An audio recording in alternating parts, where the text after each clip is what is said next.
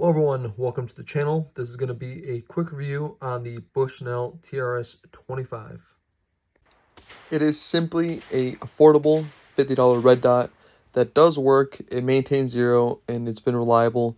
Not the best battery life. It's missing a lot of features from the modern red dots that are currently on the market, but not the same price point. We're talking over $100 compared to this being under or around $50.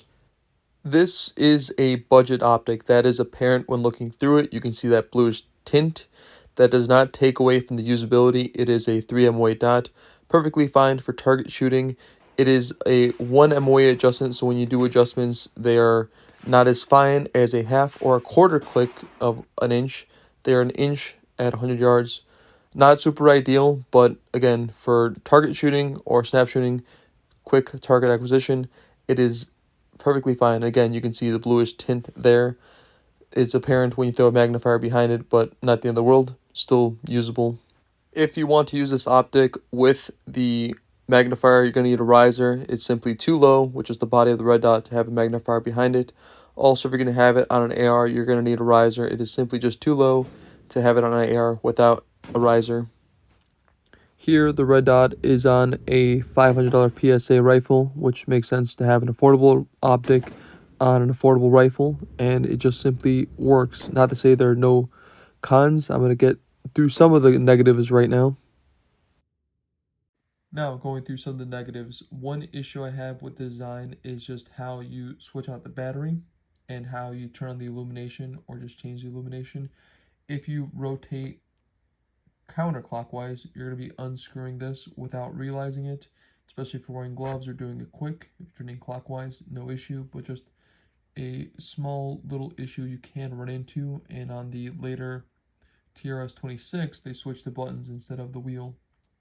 And also just how the wheel ever so slightly obscures your vision just from having something protruding out of the body. This red dot uses 2032 batteries. They are about $1 each. They are fairly common. It is rated at 5,000 hours. Even if we say that's half of what it's rated, if you leave it on a higher setting, then you're talking about 3 months for one battery. For other more modern, more expensive red dots, you can go months or even a year plus without switching out the battery. So it's just another thing to consider. Adjustments for windage and elevation are easy, but they are 1 MOA, so one click is 1 inch at 100 yards.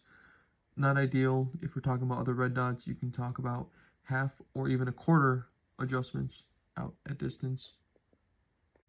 Now, I have not had any issues with this red dot. I have not done any torch testing. I've just gone to the range with it and have not had any issues. I would recommend it if you're looking for something cheap. If you ask most people that you're looking for a $50 red dot, it would most likely tell you to stick to iron sights and not, waste money on something cheap, because there's a lot of cheap, like $50, they're like airsoft tier red dots. They're not worth spending your money on, but this Bushnell tier 25 is fine for a Ruger 1022, maybe for an AR, maybe. It just depends. I have not done that much testing as far as durability if I'm dropping it really hard use, but for just going to the range, it is perfectly adequate in my opinion. That is it for this video. If you guys are interested in a torch test video, let me know in the comments. If I purchase another one, I'll make it happen. Thanks for watching.